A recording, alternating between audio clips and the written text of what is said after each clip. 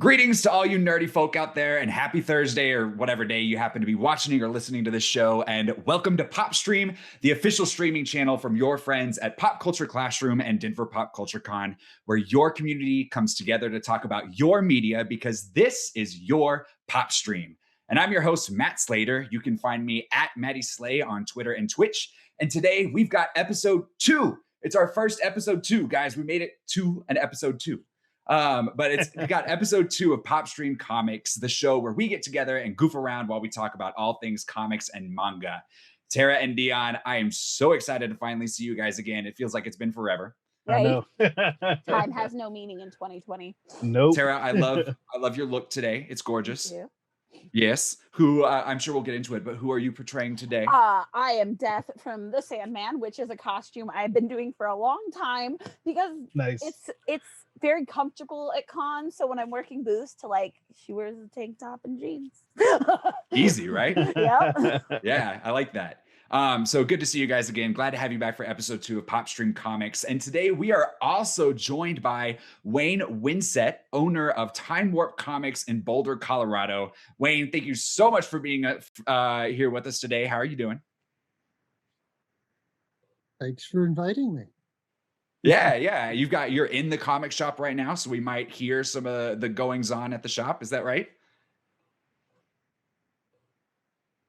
It's very possible. It's kind of a quiet Thursday afternoon, but We'll bring kinda some come life into in the shop. waves most of the time. So Nice. Excellent. I don't care about life. Just bring me company. Well, later on today, we're going to jump into the topic of the show, which is a double header this week. We're talking Sandman and Locke Key. It's the spooky season. It's Halloween. So we're talking a couple of our favorite horror, quote unquote, horror comics. We'll talk about Sandman and how that fits in there.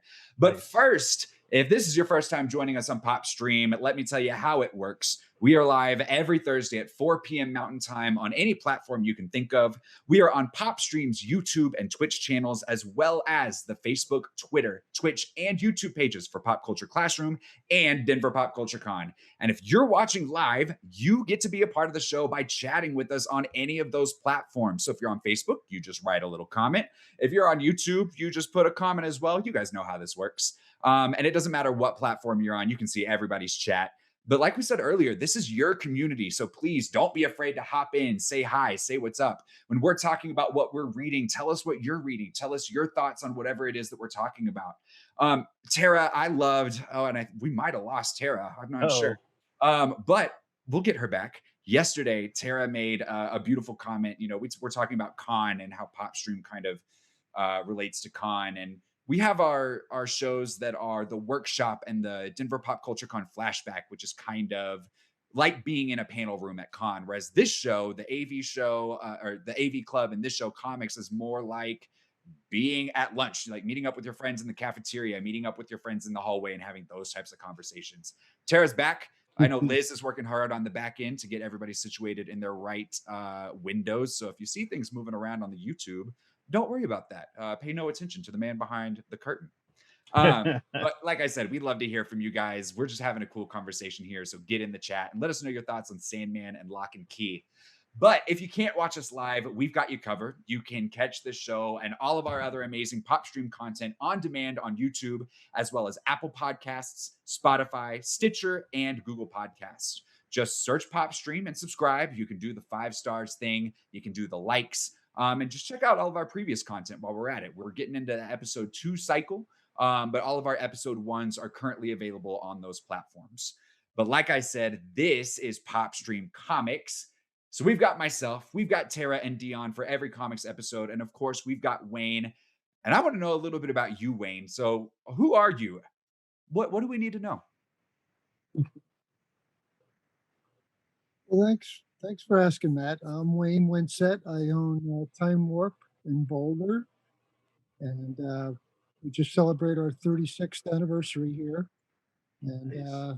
That's amazing. I don't know, we've been around for a really, really long time, and we sell a lot of Sandman, Locke and Key books. So I guess that's what qualifies me today. I mean, being around for that, Not to out myself, but that's longer than I've been alive. So kudos to you guys. How would you describe Time Warp Comics? What makes you guys unique? Well, we carry everything. We carry new releases, comics. We have a huge back issue selection. Um, anything that's related to comics at all, we carry. So posters and T-shirts, and of course, we carry a large selection of games. Pokemon and Magic does really well for us. I think longevity makes us pretty special, and customer service is something we pride ourselves on here. So there's a lot of great stores in Colorado. So I don't think that we're necessarily the best, but we've been around probably longer than anybody except for Mile High Comics, of course. We used to be a Mile High Comic store. I bought my store from Mile High Comics Nice. 36 years ago. So Wow, yeah, that's we awesome. we And think we've got a I know pretty Tara. At least I know you mentioned you've been going to Time Warp Comics for a while, right? Yeah, it is. Can you guys hear me? Sorry, I had to switch to my phone because my internet decided to die right as we started. Oh, The So joys of live I've programming. It happens. right, I know. right. So Time Warp Comics, so it's in Boulder, and I'm not super close to Boulder, so it was always like a treat to get to go up there. And I always loved it because it is so there's so much stuff there, like both DC and Marvel stuff, but like it was one of the first comic book stores I went into that was like, oh my God, about indies and everything. So Mm. I love going up there. Wayne, why is this your life's vocation? Why did you decide to open a comic book shop? Uh, boy, I didn't really decide it. It was decided for me, kind of, to tell you the truth. I was 30 years old and just had went through a divorce, and I was working for, uh, Mile High, and I wasn't really happy doing that. And there was a point in my life where it was either um, leave or investigate whether I could buy the store. And it just happened to be at that particular time, Chuck from Mile High was selling all his stores, offering them to all the managers. And I'd been working for him for 6 years, and it was either quit or do something else or buy my store and make a go at it and see if I could do it better than what they were doing it. So I was convinced I could do it better. So I just said, "Screw it, I'm gonna jump in." And despite getting advised not to do it, I said, "I'll take a chance and see what happens," and it worked. Nice. So people were advising you not to, but you did it out of spite, right? And it worked out really well in your favor. Yeah, probably that's a good point. Yeah, I just everybody thinks they're somebody else, and I was just not. I didn't like the price guide that they used. For instance, they used a price guide that was of their own making, and I didn't want to charge by those prices if I could help it because I thought they were too high. So I just I wanted to do my own thing, and I love Boulder, and it's just one of those things where either move or make it go. Well, that's super rad that Yeah. you've been able to stay around for so long and like follow your life's Mhm. passion. That's amazing. So we're going to get to know you a little bit better as we go throughout this episode, Wayne. And again, thank you so much for joining us and lending your expertise. I know we can already see your Sandman statue right there. You mentioned yesterday during our test call that you've read everything that Neil Gaiman's produced. Is that correct? Mhm. Yeah, I have. Now, you did ask me about the Sandman Universe stuff that's come after Sandman, and I started some of that stuff, but I was not as engaged with that as the stuff that Neil personally has written. I Sure. like his writing style. I like American Gods, Coraline, and all that other kind of stuff that he's done all these years, and I've read all that. The new stuff, there's quite a bit of it, of course. The one I am And sticking we with right now is I like that. Nice. And we'll definitely talk a lot of the expanded universe here in a little bit once we get into the topic of the show. But since this is only our episode 2 of PopStream, I do want to do a little bit more kind of getting to know us. Last week we told you our story, or last month we told you our stories about how we all kind of got into comics. So here's what I want to know from you guys today. What character in comics, or maybe in any sort of media, do you most identify with? So if our audience is listening and they really wanted to get a sense of you, what is a character that you identify most with? And Dion, we're gonna start with you. Sure. Um, a long time ago, I probably would have said Goku from Dragon Ball Z, but that's not really true anymore because I'm not really doing martial arts or anything anymore. So I'd probably say Luffy from One Piece. Okay. And the main reason I identify with Luffy is because he kind of went around and like gathered a bunch of different people into kind of like this makeshift family. And it's kind of what I did too. Like I gathered my friends from all different corners of the globe, and Mm. now we're like pretty tight.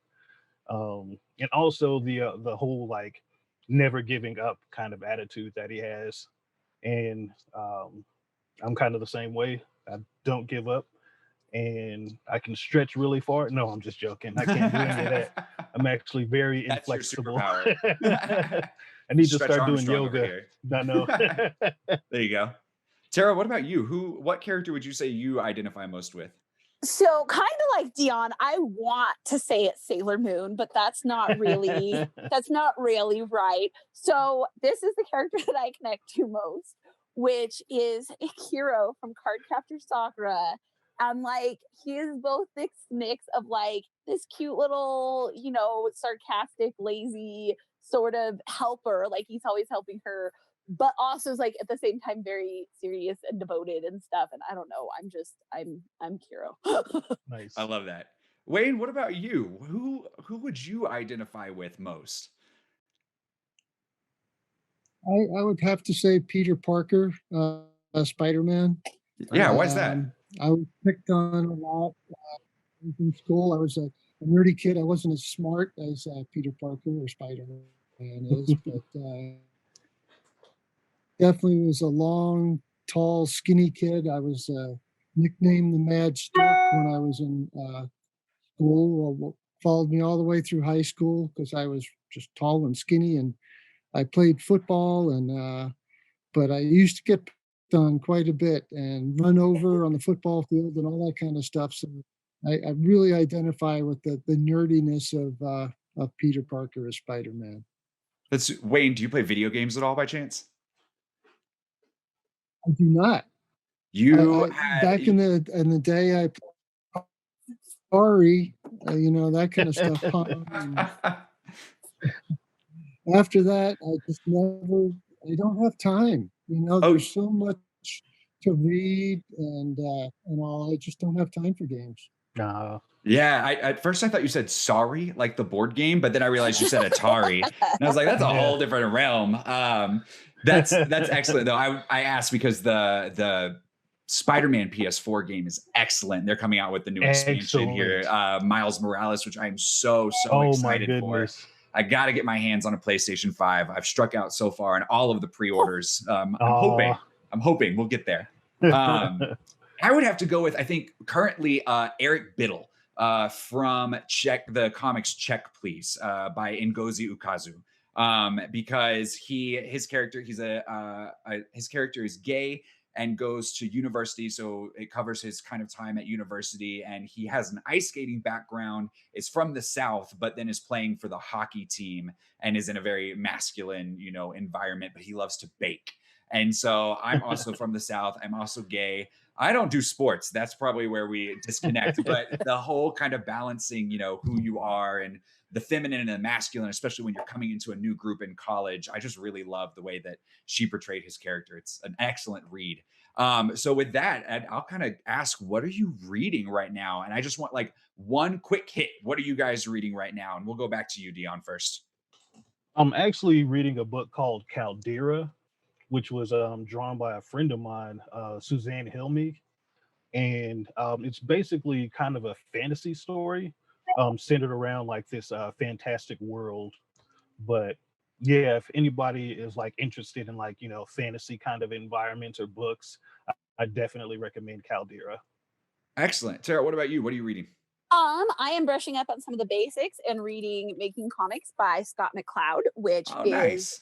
a comic book about how to make comics and goes Good. really in depth into super nerdy, artsy stuff that I just eat up with a spoon. The oft recommended, often referenced. Yep. That book comes up all the time. Wayne, what are you reading right now? Well, I'm not reading any real books, not prose books. I have time to read comics pretty much. This is a and that's comic it. show. That's great. Well, somebody's got to do it. We do a lot of tours in here for the college students because there's 2 graphic novel courses. Well, I get this question asked a lot, and my standard answer is pretty much I'm a men in tights kind of guy. And so I read a lot of the stuff like Spider-Man. I love Batman, for instance. I'm enjoying the Dark Knight metal stuff that they're doing with DC. I love Hulk. So it's more of the superhero stuff for me right now, and that's what I keep up with mostly because that's what we sell here more than anything else is the superhero stuff. But we Makes carry sense. everything. Yeah. Nice. Superhero stuff. It's food on the table. You said Men in Tights, and my first thought was Mel Brooks, Robin Hood, and like the song that they do, like, yeah, tights. See, you got it. We watched that not too long ago, so that was on the brain. All right, guys. You, of course, our viewers will get to know us a lot more as we continue on and do more episodes. But I want to dive into it because we do have a double header topic of the show today. And there's so much to talk about between both of these properties. So let's start Sandman. Let's dive into that one. And so for the brief overview, Sandman, the original run was 75 issues, ran from 1989 to 1996, written by Neil Gaiman. It did have a few spin-offs throughout the years. We got Sandman Overture in 2013. We got the Endless Night series in 2003. And then currently we do have the Sandman Universe, which has spawned multiple series that started in 2008 and is going right now. And that's where we're going to get the Locke Key crossover, which we'll talk about a little bit more. Other fun facts about Sandman is one of the first few graphic novels to be on the New York Times bestsellers list, along with Mouse and Watchmen and The Dark Knight Returns. So let's dive in. How familiar are you? And anyone, feel free to jump in. I've read the original series and have not read any of the expanded universe. What are your thoughts on Sandman? What are your feelings? What are your instant emotional connections to it? What do you think? Wayne, we'll start with you actually. Well, Sandman is an incredibly important work of art. It's not just a series of graphic novels, but it's been one of these books that I have to recommend anytime somebody wants to start something that's thought-provoking, mature, something that'll make you think. And with so many trade paperbacks available, that's an easy sell. And we offer money back guarantee on Sandman. Nobody ever brings it back. Everybody seems to really, really enjoy it. And it's I've been able to really sink my teeth into all these years just because I've loved it so much. I've read them all a couple times each, and I'm listening to the Sandman audio right now. That's recently been released, and I'm on disc 8 of 12, I think, right now. And I walked in the store today, and I didn't want to come into the store because it was a really good part. And Bruce was going to get killed by Sandman, and Fiddler's Green just entered the picture, and Matthew the Crow is there, and they don't want him to kill her and all. And it's fascinating, and it's so much fun. And there's a little picture of me and Neil back in the day, and then nice. We read a few years ago. I don't know if you can see that too well. Yeah, I can see it. Yeah, for our audio listeners, this is an old picture of Wayne with Neil Gaiman. What year would you say that? Circa what? Yeah, an old This is 1973, and this Wow. from 2 years ago. He was up in Fort Collins. Nice. I don't know if you know, Will was here for 2 signings back in the day. He came here in 1992 for this book right here, which is the Season of the Mist. This is the 4th book that came out. Special book plate for this edition when he was here touring, and he says, "Thanks for the largest turnout so far. We did a book plate, one of 150, and this is number 1 of 150. So these Nice. are nice collector's items." But he came in 1992, and then he came back. I think it was 1996 with Dave McKean. Dave McKean being the cover artist on a lot of this stuff. Great painter. So both those guys came back at one point. So just because I have a personal connection with them too makes it all really special for me. That's incredible. I That's can't really believe cool. you brought that. If I had those things, they would be like under lock and key somewhere, making sure that they're as preserved as possible. But that's amazing that you have those things. And mad respect to you, Wayne, because when you said you were listening to the audiobook, the last thing I expected was for you to hold up the CDs. Because which is excellent. I didn't even know they actually produced that on CD. I thought it would just be on your Audibles and those types of things, but that's excellent. Dion and Tara. I moved. Go ahead.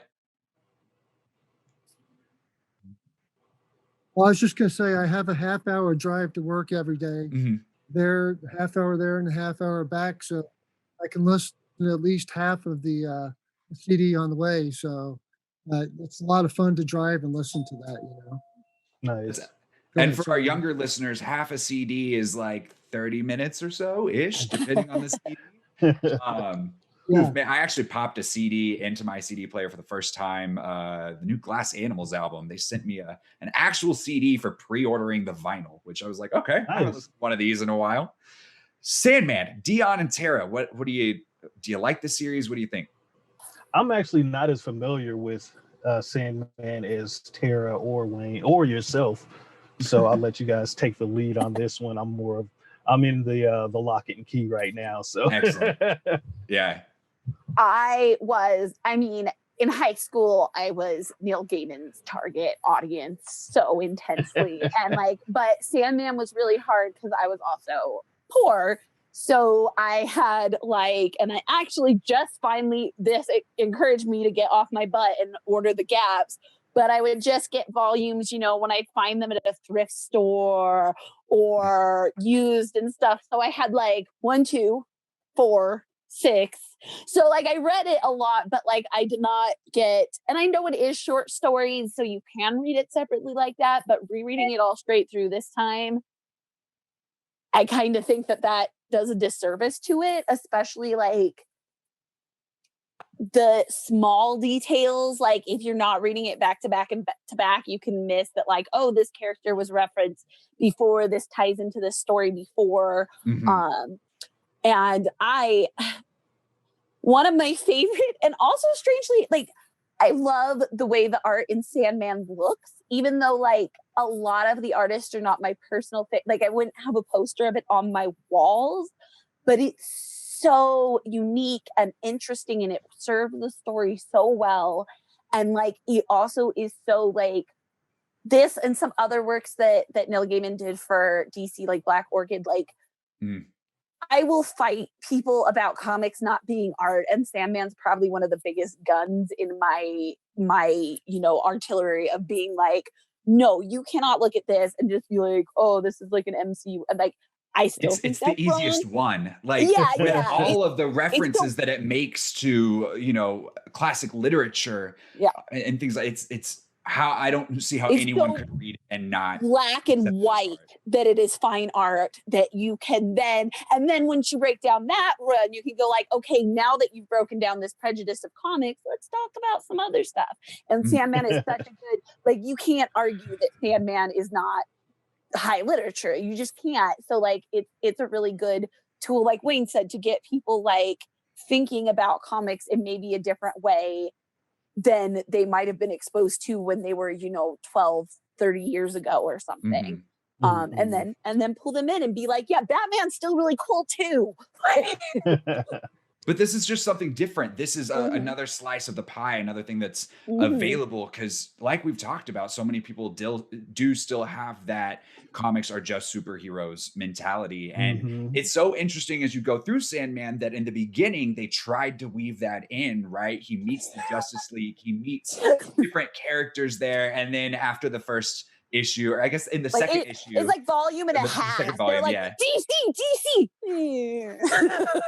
So I've read through the whole original run, and I started doing a reread, and I am currently in volume 2 still in my reread, so not very far. But one of the things that I didn't notice the first time around was when they have the dream spiral, right, revolving around Unity Kincaid, and the younger brother has the two demons that are kind of living in his head, and you have the DC's previous iterations of Sandman that they are just completely making fun of and ripping apart in that segment. And as someone who's more new to comics than any of you guys, it was just fun to kind of go through the Wikipedia and read all the history on that and see how they were making fun of, those previous iterations of Sandman, which was great. And I do think so. The first volume is a little rough in like trying to like name drop DC characters, but the ones that are actually involved in the story, I think, are really good. Like Constantine and Erdogan. I'm going to say it wrong. Like I think they were really good. Okay, they were really good choices to weave the story into that world without being like when Batman shows up, it's a little bit like. But I feel like those ones like Constantine and Sandman make so much sense together. Like so they're just a little bit more balanced, and I'm glad that it. And I bet, I mean, at the beginning, you have to do that. Like, yeah. Well, and that's when you tie into that it was originally a horror comic, which is why we're kind of talking about it today. And I feel like, and again, I haven't read the whole original series in a while, but I feel like the first 2 volumes, especially volume 2, when you have the Corinthian really heavily involved, that it is much more of that horror element. And it kind of loses that as you go forward. Yeah. Like I'd feel like after like volume 3 or 4, it's like has horror elements, but is much more just a dark fantasy than actually horror, like with the Corinthian. Oof, some of those panels are hard to. There's a panel specifically sitting in my mind where the Corinthian he's taking his trophies, I guess, from his victims, and they're the eyeballs. And specifically, there's a few gay characters in that part that he's kind of going after, and it's hard to read. It makes sense when you view it in that as a product of that time period, but nowadays, I'm not sure that would fly.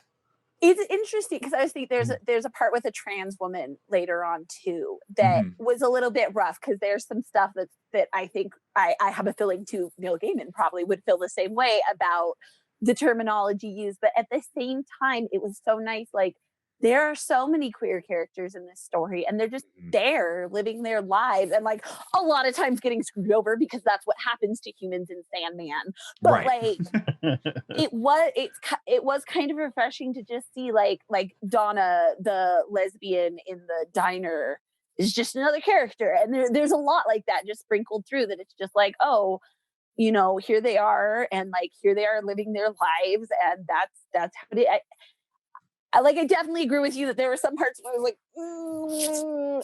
but like at the same time on the other side, it was nice to just be like, okay, yeah, we exist in this world too. And I mean, when you think about the time period, the exposure and the representation, while we may look at it today and think that's not how we would represent that today, the fact that it was even there in the early the fact that this trans woman is a hero in this story is shown in vulnerable states, talks about, like there's definitely some like dead naming and misgendering going on, but at the same time this is a fully fleshed out character dealing with their issues, and like that was really powerful. Christopher on YouTube says the Corinthian is great in House of Whispers, and he says the diner issue is rough. He said it scares the hell out of him as a kid, and I agree. When you think of single issues of Sandman, that diner, the 24 hours in the diner, is the single issue that always comes to mind for me. See, it was so creepy, but I really loved, and I think it's because, and I think you guys can relate, we go to conventions, the beginning of the like serial killer con and how they don't tell you what it is for, and I mean, obviously the Corinthians going there, this is not good news, but like how long they stretch it out with this innuendo that at the same time is saying everything is so creepy and good. Because isn't it a cereal? They say it's like breakfast cereal. It's a breakfast cereal con or something. Yeah. Which like, until you said the word talking, cereal, I didn't get it. and if you read the panels, like they're all talking about non-related stuff, but everything's like, oh man, the Yankees really murdered the Cubs in that game, and oh, I would kill for a soda. Like there's all these very like violent words in it, and like I don't know, it was just really interesting how subtle, and then at the same time not in any way, shape, or form subtle at all it was. Yeah. Rhonda on Facebook is also sending us her love. So thank you, Rhonda. We appreciate that.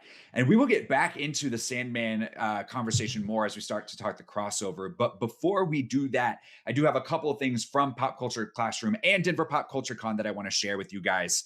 So Pop Culture Classroom, the educational nonprofit behind Denver Pop Culture Con, has opened registration for a new series of virtual boot camps where you can pick up a new hobby or take the first steps to becoming a professional in the arts.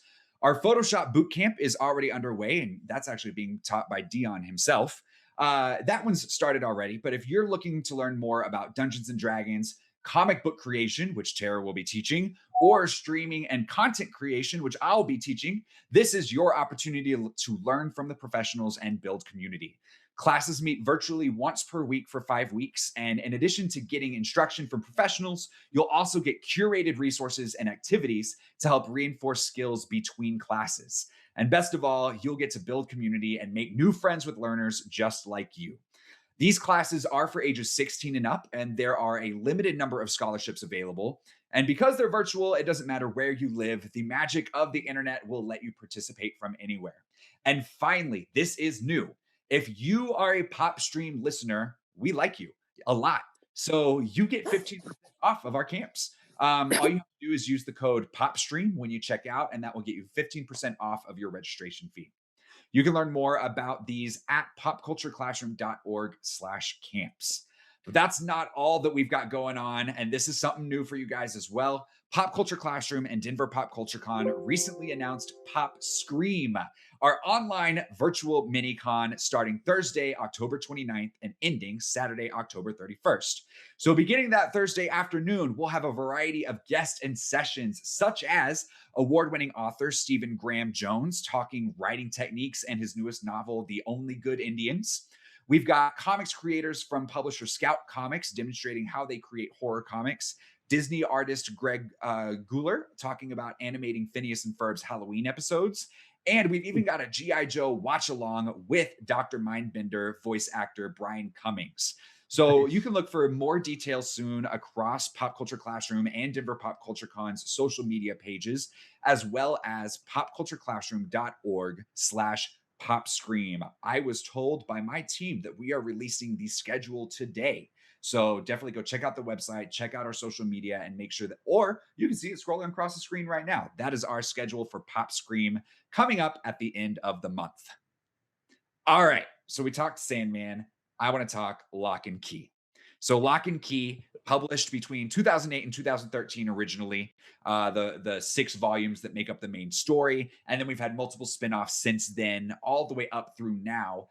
And the Hell and Gone series, which will be starting, that's the crossover. And then currently we've got In Pale Battalions Go, I believe is what it's called. I actually just read the first 2 issues of that this morning. And Wayne, for our audio listeners, Wayne is holding up his collection of Locke Key comics. Wayne, you came prepared today. I love it. Nice. I mean, he has a little bit of an advantage, I gotta say. I heard. All right.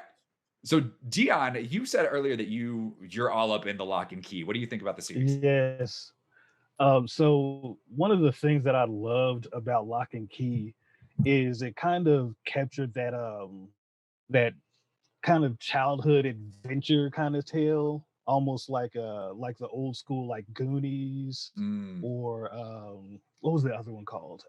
Stand By Me. The old school like Peter Pan movie. Yeah, even Stand By Me. Mm. And that was, I really appreciated Hook. the writing in that book. Yeah, the What did you kids just say, like Tara? I banding think you broke together. up a little. Yeah. So I think Tara, that you referenced it Hook, really right? Was that the old school Peter Pan that you were talking about? Hook. captured my imagination. Yes, Hook. Exactly. With Rufio. Theo. Uh-oh, it's saying my connection is unstable. Oh. I think we got you back. You were a little shaky there for a second. Sarah, Wayne, what about you guys? How much of Lock and Key have you read? I read all of it once upon a Hey, time and then can you brushed guys up. hear me? Okay, cool. Yes, brushed up on volumes 1 through 3 right before this. I started reading it because I'm a huge Stephen King fan. So it was recommended to me because Joe Hill is Stephen King's son, and this story particularly.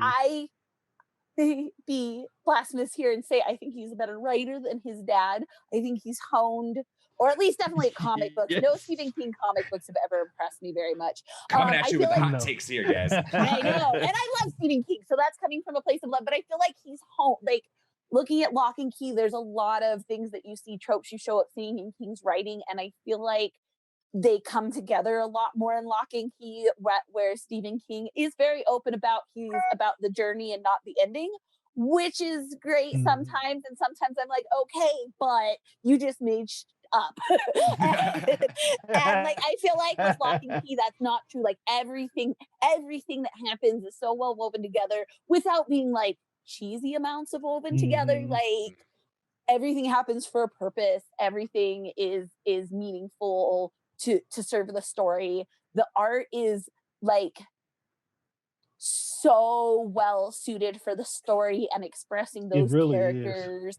Yeah. I didn't like it at first, Me but neither. then as I went in, I was like, no, this is perfect.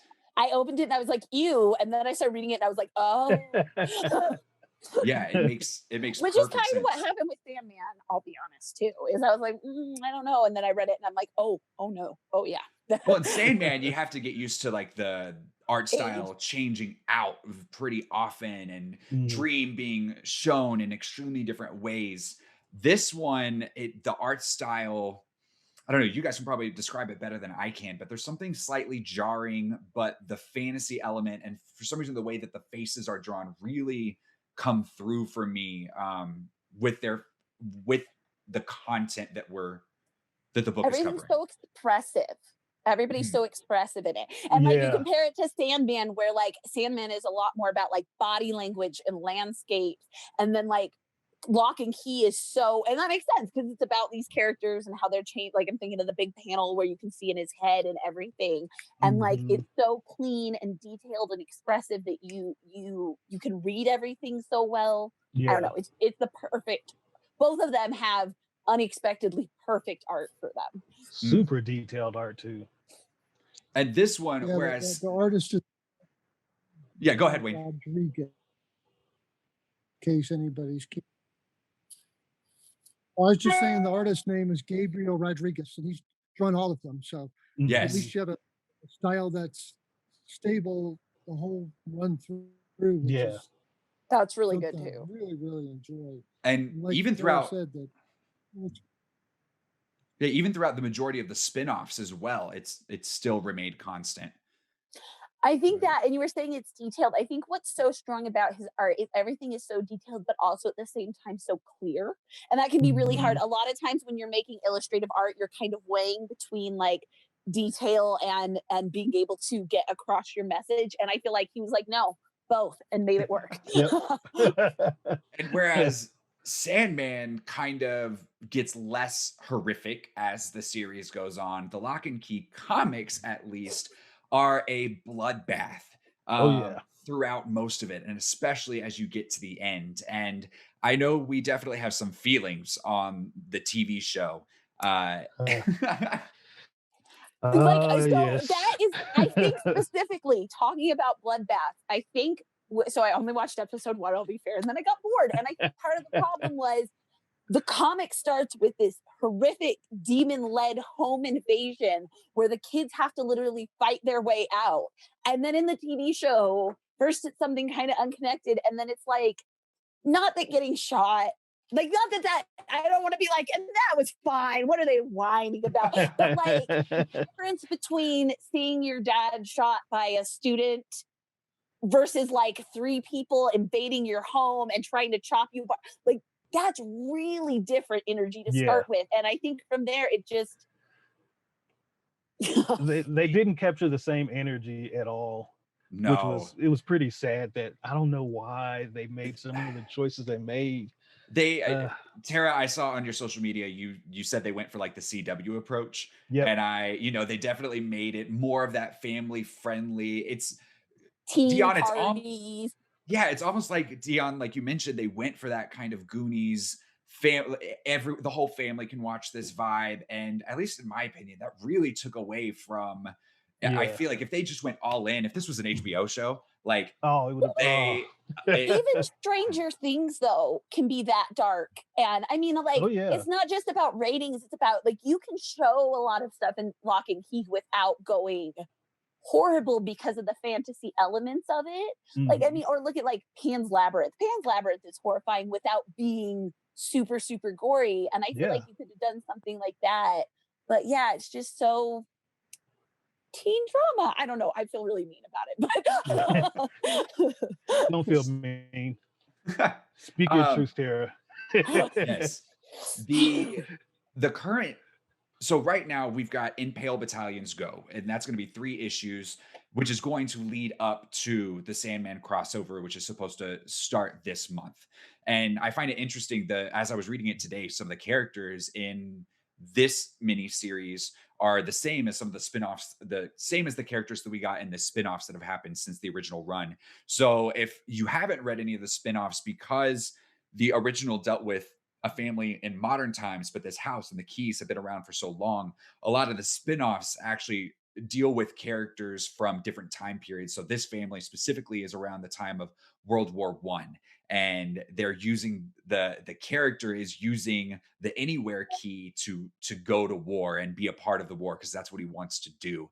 And I'm very intrigued to see where this is going to end up and how it's going to cross over with the Sandman universe. So that's I'm kind of gonna what guess I want to not know from good you for him. guys. Yeah, right. Uh, what So do you that's my guys? prediction. I can already tell you from what I've read, it is not good for him.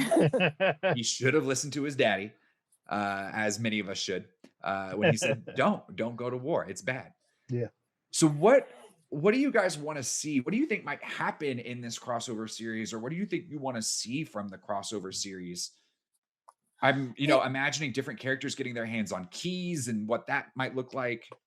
I also, so this is kind of even like deeper, but I really love Sandman's idea of hell being something that people without realizing choose for themselves. Mm, And I feel like with Lock Mm. and Key and Joe Hill's writing, that's going to be going some really interesting ways, because this is not actually Lock and Key, but like Joe Hill's book Horns is kind of if you've seen the movie too with Harry Potter, Daniel Radcliffe, Oh, it horns. is Yes. kind Oh, of, Haven't seen yeah, it, but yeah, I Horns. yeah, do. Yeah. It's that really same idea of good. like the baggage that people put on ourselves is almost, or is literally more harmful than what other people do to us. And so like I'm really interested to see if that theme gets picked up again and explored Mm, again with the Lock and Keys could be really, with the way they make the figurative literal really interesting. mm. Yeah, I like that. Wayne, what are you looking forward to? How we didn't really hear your thoughts on Lock and Key. Are you caught up? Have you read it? What do you think? Yeah, I've read everything. That's another one I've been on board from the very first issue that came out, Excellent. um, Devoured. mainly because and since with Stephen King's son, I felt like I should check it out, and I was hooked from the very first page of the first issue for Yeah. sure. So I do want to let you know for your viewers and listeners that the Lock and Key Sandman #0, which was originally supposed to come out this week, is not coming out until December 9th now. So that's No. Ugh. basically uh, delayed everything. So, and It then the happens. Lock and Key Helen Gone #1. Yeah, it does. It's happening more frequently now, of course, Yeah. Just means it'll be with that much the better when you get pandemic. it. And then the Lock and Key Helen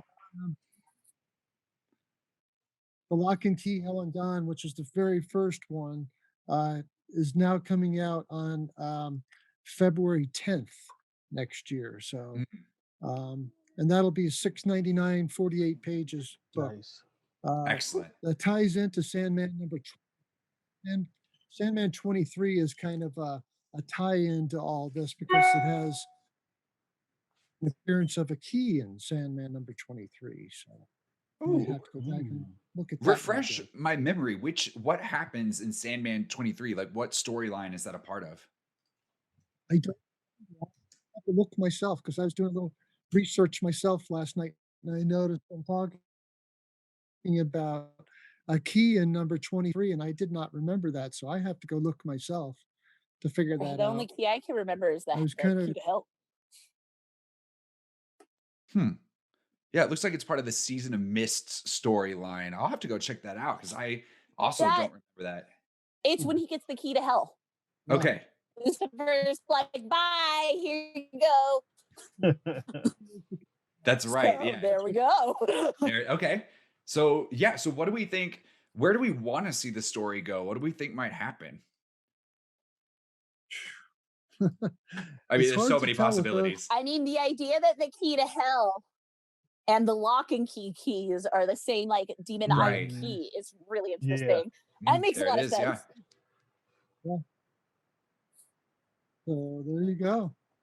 Yeah, That's because I'm trying to think in Lock and Key, we've seen there's the big gate, right? There's the portal that they're trying to get the Omega key to go into. Yeah. And we know the creatures that come out of it, but I don't correct me if I'm wrong. I don't think we've actually been in that door, have we? Not yet. No. Yeah. So yeah, possibly those are creatures from hell, some of the demons from hell that are trying to take over. I like that thought. Those creatures are so interesting too. They're so Like, cool. yeah. Yeah, when the one and you get to talk to the one that kind of takes over Bodhi, and the way that it talks and talks about its ideas is creepy and unsettling, and Yeah. I don't like it. I love when things manage to touch a level of being like actually inhuman, because I feel like, I mean, for obvious reasons, it's really hard for us to think about what it's like to not be human. And when a writer gets that, I love it. Mhm. On Twitch, Benubius says hi, Dion, to you. They say what's up, Dion, specifically. So thanks for watching, Benubius. So here's what I want to do next. We're just going to have a little bit of fun. We are going to rank the dateability of the Endless within Sandman.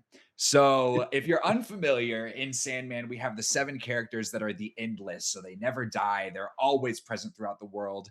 They're depicted in a really cool way. Liz has pulled up a photo there of all 7 of the Endless, but we've got Dream, Destiny, Death, Desire, Despair, Delirium, who what used to be Delight and then transitioned into Delirium throughout the Sandman comics, and Destruction.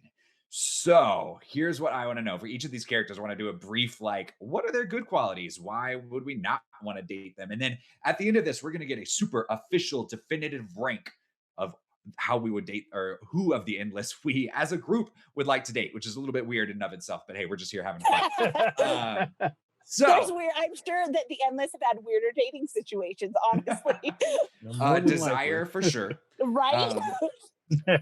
So let's start with Dream. What are some qualities that you might see as good and some qualities that you might see as bad? Immediately, Tara's giving us the thumbs down for the audio listeners. He's Tara. beautiful. Yeah. He is beautiful. He sent his girlfriend to hell for 10,000 years because she told him no. That is an instant, like, -20 for me. And it's so funny because Wow. in issue, or in volume 1, when he goes to hell the first time, that's when you first meet that character just briefly. And then they flesh that out in volume 2, and you're like, oh man, you kind of suck, Dream. Like, And Season of Mist. That's why he goes to hell. That's why he gets the key, is because he's going to fix, which at least he's going to fix her after having perhaps the most dramatic, like, 1 second, I have baby thing. knock at the door. Like having the most dramatic baby fit when his sister called him out on being a jerk. He's like, no. Okay, that's fine, I So guess. positives, according to Tara, he's hot. He's hot. Negatives, his emotional what do we call that? Emotional intelligence is not quite there. So Tara, Very low. if you were gonna rate the dateability of Dream out of 10, what would you I say? don't know. He is really pretty, so I think that still bumps him up to 2. Even from the -20, he gets like, what would that be, like +22? Because he's really pretty. 2 out of 10. He do some cool things. Wayne, if you had to rate the dateability of Dream 1 to 10, what would you say? Uh, uh, Wayne's well, like, here's why my are you favorite making me do this? I'm not into the dating mode right now, but you know, for sure, he'd be at the top for me of all of them. I mean, I do love Death. There's no doubt about it. She is my sort of favorite character because I like how she interacts with everything, and I like how she's tortured so much. Mm, But Dream is still my favorite character. There's no doubt about it. 'Cause he's the king. Who doesn't want to be the okay. king? And I think inarguably So of I'll give him a those 10. a 10. I like that. Arguably Death of all of those, I think might be the most dateable for 10 sure. out of 10. 10 out of 10. Definitely the most down to earth. So, all right, Wayne gives Dream a 10 out of He's 10. great. Dion, what about you? What would you date Dream? Oh, we might have lost Dion. Oh, I think we lost Dion. He's We frozen. lost him. So Dion gets a 0 out of 10 for Dream. I don't know. I'd probably give him like a 5. Like he's got some flaws, but if he can help me sleep better, I think that's a pretty big perk. Oh, that's a good point. That might get him up to 5 for me too. So okay, then we talked about Death a little bit. Let's talk Death. What do you think? Obviously, you're cosplaying Death today. 10 out of 10. I want her to be my girlfriend. She's amazing. 100%. Very reasonable, knows how to talk to people, very chill. Kind. hmm Wayne, what do you Kind, think? but knows. Very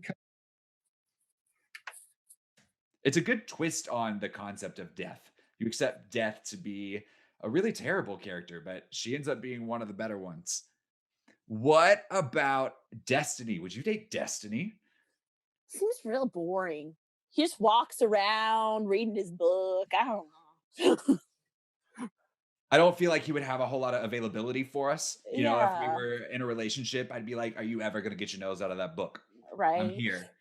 But he would know where you go for dinner. That is true because it's already been written. You don't have to argue about it. He's just like, let me check. Right. We're going to go let me here. check. That alone, I think I'll give him Dreams too. Leftovers too. That's fantastic. Wayne?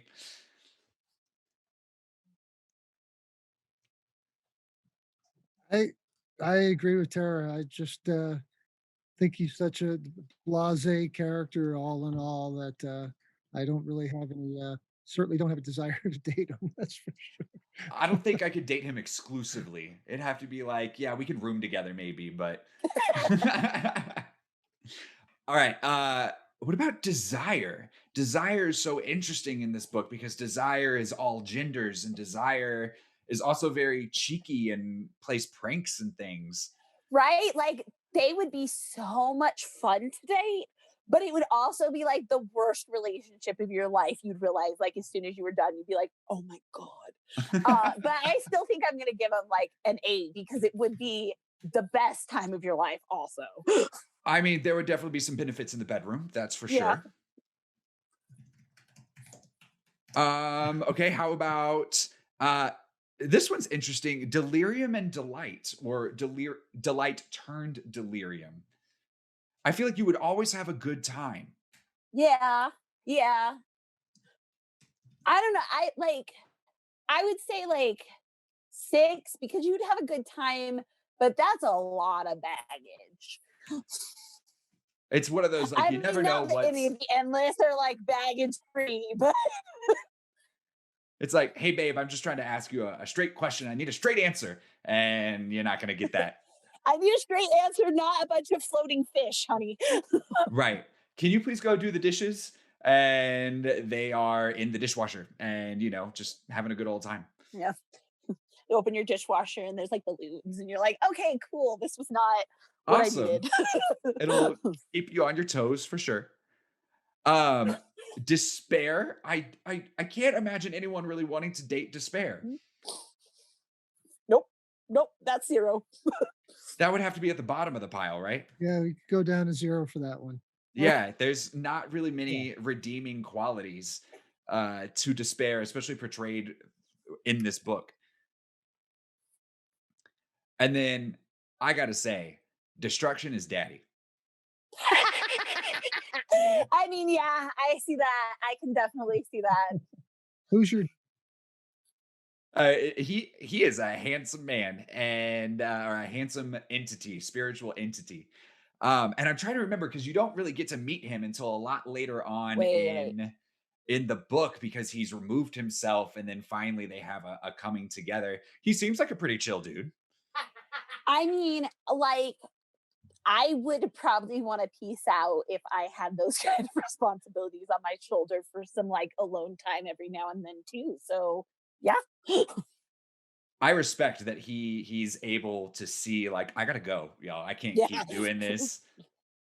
Mad respect for that. He's got all that emotional maturity that Dream does not have. Mm, yeah.